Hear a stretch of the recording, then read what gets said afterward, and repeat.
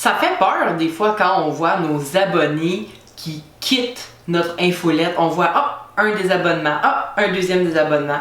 Des fois, ça peut être inquiétant, puis là, on se demande, mais qu'est-ce que j'ai fait de pas correct? C'est-tu moi? C'est-tu mon contenu? C'est-tu mon lead magnet? C'est-tu mon infolette?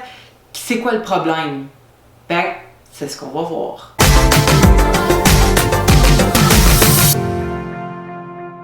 Salut, mon nom est Caroline Deschaines, je suis stratège web spécialisée en marketing par courriel, c'est-à-dire en infolettre. Et là, je veux te parler du moment où tes abonnés quittent ton infolette. Ils ont cliqué sur le petit bouton « Je veux me désabonner ». Puis des fois, ça peut faire peur. Donc, on va regarder là-dessus pourquoi ils partent. Ils se sont inscrits là un jour ou l'autre, donc ils étaient intéressés. Fait que pourquoi maintenant ils s'en vont?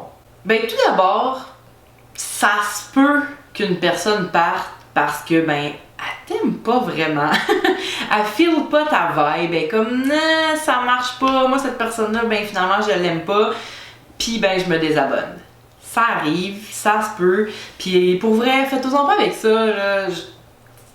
Avoue, là, toi aussi t'aimes pas tout le monde. Il y a pas un humain sur la planète qui aime tout le monde. On a tous des caractéristiques qui font en sorte qu'il y a certaines personnes qui nous tapent ses nerfs. Qu'est-ce que tu veux? C'est la vie. Puis aussi, des fois, c'est pas que la personne, elle t'aime pas. Des fois, elle a absolument rien contre toi, mais ça connecte juste pas. Ou tu sais, ton service, ton infolette, c'est juste pas pour elle, puis... Ou c'est pour elle, mais ça va être pour elle avec quelqu'un d'autre. C'est ça, ça se peut, ça arrive, puis c'est pas grave, tant pis. On passe au prochain. Fait que, voici le premier point, la première raison, puis tu peux rien faire pour ça. Mais les deux autres points, tu peux faire quelque chose, fait que garde le sourire, puis on y vient. Donc, le deuxième point, pourquoi tes abonnés se désabonnent de ton infolettre, c'est que ton offre gratuite ou ton lead magnet est mal aligné avec ce dont tu parles dans ton infolettre. Il y a deux façons de voir les choses. Soit que ton offre gratuite est mal ciblée par rapport à ton service final, puis là, la personne est rentrée en pensant obtenir quelque chose de toi avec tes services, puis là, elle se dit, ça marche pas, c'est pas exactement pour moi, donc je m'en vais. Ou bien le contenu de ton infolette, les courriels que tu envoies sont complètement à côté de la traque par rapport à ce que tu lui as promis quand elle s'est inscrite. Ça, c'est quelque chose qui est possible aussi. Et d'habitude, quand les gens s'inscrivent, soit elles sont simplement passées par une boîte de capture puis c'est écrit « Inscris-toi pour recevoir des conseils, des nouvelles, etc. » ou bien elles sont passées par une offre gratuite, par un lead magnet complet qui leur promettait quelque chose. Mais une fois dans l'infolette, si tu parles de d'autres choses, mais c'est sûr que tu n'as pas attiré les bonnes personnes. Donc, ce que tu peux faire pour t'assurer d'attirer les bonnes personnes dans ton infolette, ceux qui vont rester en bout de ligne, c'est de créer un produit d'appel, un lead magnet, une offre gratuite vraiment ciblée sur le problème des clients que tu essaies d'attirer pour vendre ton service. Et si tu as besoin des conseils là-dessus, je t'invite à aller regarder ma vidéo qui t'explique comment créer un super awesome lead magnet. Je vais te laisser le lien juste en dessous de la vidéo. Et finalement, troisième point, pourquoi tes abonnés se désabonnent de ton infolettre, c'est tout simple, c'est tout bête. C'est simplement parce que tu n'écris pas à ta liste assez souvent. Donc, tu leur écris tellement pas souvent que quand ils voient un courriel de toi arriver dans leur boîte de courriel, il peut se passer deux choses. La première, la personne se dit « C'est qui ça? Je me rappelle pas m'être abonné à ça. » Puis là, elle se désabonne. Tu sais, c'est possible, là, elle s'est abonnée, ça fait tellement longtemps, mais toi, t'as envoyé un courriel la dernière fois, ça fait 6 mois de ça. Ça se peut que la personne m'a oublié, puis en plus, tu sais, elle a des choses à faire dans sa vie, elle a ses propres problèmes, puis en plus, elle est abonnée à plein d'infolettres.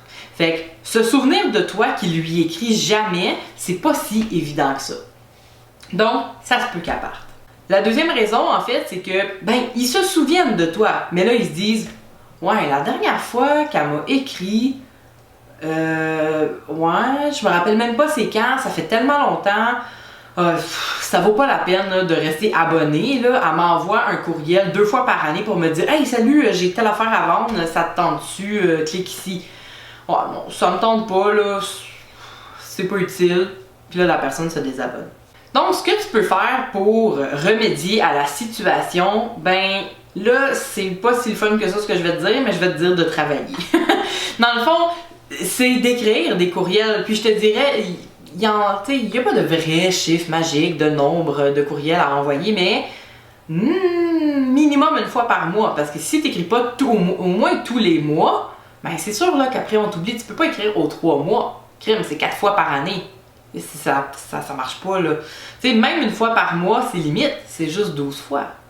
Mais commence par une fois par mois et mets-toi un rendez-vous, fixe-toi ça dans ton agenda, mets-le dans ton planning. J'écris une infolettre. Puis, tu sais, c'est pas grave là, si tu dis, OK, moi j'écris une infolettre à tous les 15. C'est là que je l'envoie. Que ce soit samedi, dimanche, lundi, peu importe, j'en l'envoie le 15. Mais si tu te rends compte, là, le 14 puis le 15, que je sais pas, ben justement, ça tombe le week-end puis tu avais quelque chose de prévu, ben le 16, là, quand tu reviens, ben tu te dis pas, ah, ben j'ai raté le 15, too bad, ça va aller au prochain mois. Non, non, bouge tes fesses, fais ton travail, puis envoie-le le 15, envoie-le le 17 au besoin. C'est pas grave, même si là, t'as dépassé. L'important, c'est que tu le fasses. C'est tout simple.